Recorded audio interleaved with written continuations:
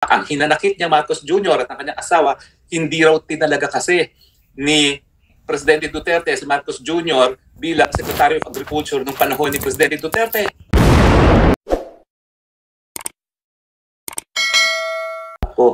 Sos Mario, hindi ko alam po kung anong background ni Miss Tapia.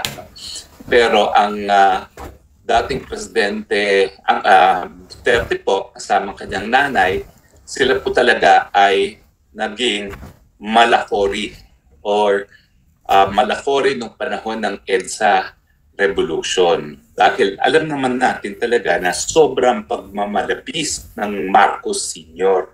Kaya nga po, hindi nasuportahan ni Presidente Duterte itong si Marcos Jr. dahil alam niya may genetic predisposition yan para pagiging diktador at para maging magnanakaw. O, di ba? Kaya never niyang kinonsider na suportahan niya si Marcos Jr. In fact, ang hinanakit niyang Marcos Jr. at ng kanyang asawa, hindi raw tinalaga kasi ni Presidente Duterte si Marcos Jr. bilang Secretary of Agriculture noong panahon ni Presidente Duterte. Mantakin niyo, kung tinalaga siyang, kung inappoint siya ng Secretary of Agriculture ni Presidente Duterte, di lahat ng problema natin ngayon, naging problema natin noong panahon ni Duterte. Nakita niya naman estilo ni Duterte. Nung tumaas ang presyo ng bigas, tinawag niya lahat ng mga traders. At sinabi niya doon sa pinakamalaking trader, harap ko yan. Ako pa nga pinatawag sa telepono. Tinawagan ko. Abay ng kinuha ng telepono, sabi niya, utang! Ilawas mo ang aking bigas. Papatayin. Di lumabas ang bigas. Mantakin nyo, kung si Junior nakaupo, la la la la la, tumataas ang presyo ng bigas, la la la la la. Di ba ganyan naman ang nangyari ngayon? Wawa sila, di makabili ng bigas, mayaman kami, dami namin nakaw ng tatay ko at dami namin kita pakialam namin sa mga nagugutom na mga Pilipino. Di ba? Mabuti na lang, hindi talaga tinalaga. Pero talagang alam mo, sabi ng informante ko, yung Lisa Araneta, galit na galit dahil hindi tinalaga ang Marcos Jr. bilang Secretary of Agriculture. Well, pasensya na po kayo, pero talagang ang galing ng judgment ni Presidente Duterte pagdating sa character. Alam niyang bulok ang Marcos, hindi lang ang senior, kundi pati ang junior. At kaming dalawa ni Inday Sara hanggang ngayon walang sinabi kundi, anong sinabi ko sa inyong dalawa? In fairness, hindi na niya sinasabi yun. Napagod na siya. Paulit-ulit na, anong sinabi ko sa inyong dalawa? Sorry na nga, budol na nga. Guilty na nga as charged. Okay? So anyway, yun po, anong ibig sabihin, Inday Sara, nakalimutan ko, di-discuss ko pala yun. Ibig sabihin, pag siya'y pumulit umuwi, wika nga ni Maharlika, gurgur. At hindi po ako talagang magugulat kung talagang gugurgurin ng presidente kung siya makauwi ngayon dahil ang gusto talaga nila pulbusin ng Duterte, tanggalin ang lahat ng banta sa kanilang pagnanais na manatili sa pwesto till kingdom come. Alam mo, nakapagtataka no? Gaano mo pipigilan yung iyong paghangad sa kapangyarihan? How much is enough? Hindi pa ba sapat na sang-ayon sa Guinness Book of World Record, Marcos na ang pinakakorap sa buong kasaysayan ng buong daigdig? At nais pa nila magpatuloy sa posisyon? Hindi pa ba yung sapat na miski ang mga anak ng mga apo sa tuhod ni Marcos Jr. hindi na magtatrabaho sa dami ng tagong yaman nila. Gusto pa rin nila mas lalo pang marami ang kubra nila. Wala talagang limitasyon ang pagiging gahaman sa pera, sa kapangyarihan.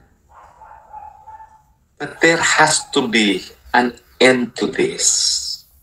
At yan ang aking pakiusap sa aking mga kababayan. Tayo po, dahil sa kasaysayan natin ng 1986 na sinugi natin yung pamilyang yan, nagkaroon tayong saligang batas na kinikilala ang kapangyarihan natin na tsugin ang mga walang kwentang mga lider. Paumanhin po na budol tayong lahat.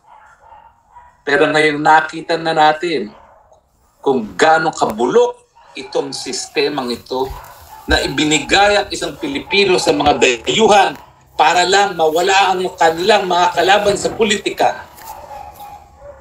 Panahon na po na maulit ang kasaysayan. Tama ba ho o mali? Lahat ng tama, raise ng hand. Lahat ng tama, like.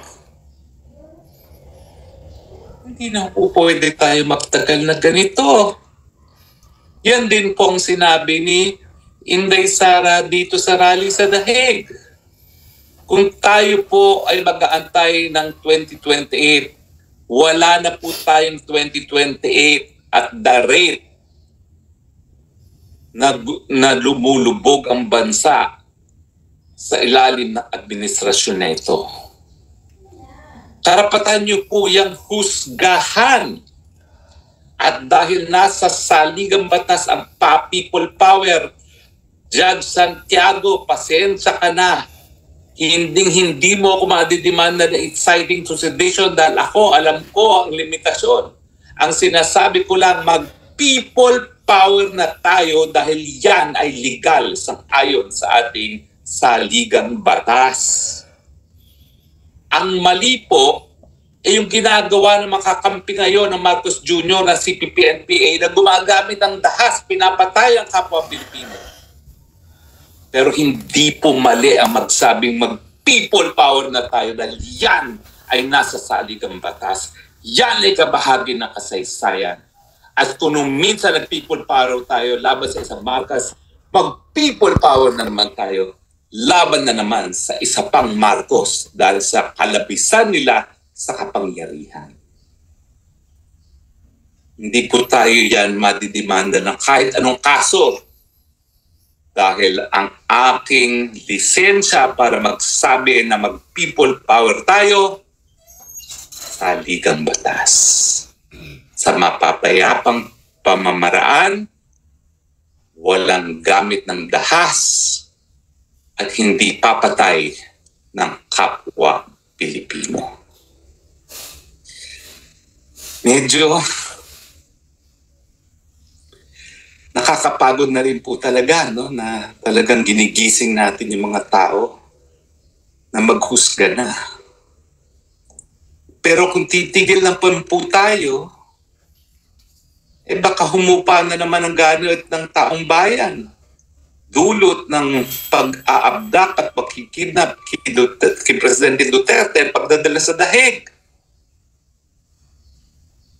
Hindi po matatapos itong ating impyerno na dinadaanan ngayon sa Pilipinas kung hindi po tayo maghuhusga at kung hindi natin gagawin ang katungkulan natin bilang mamamayan na iwasto muli ang pamamaraan sa ating gobyerno. Yun lang po. Maraming salamat po sa inyong patuloy na pagtangkilik. Hanggang sa muli po, ito po ang inyong Spokes ng Bayan, reporting live from the Netherlands, saying, I love you, Philippines. You're the only country that I have. You're the only country that I love. God bless the Philippines.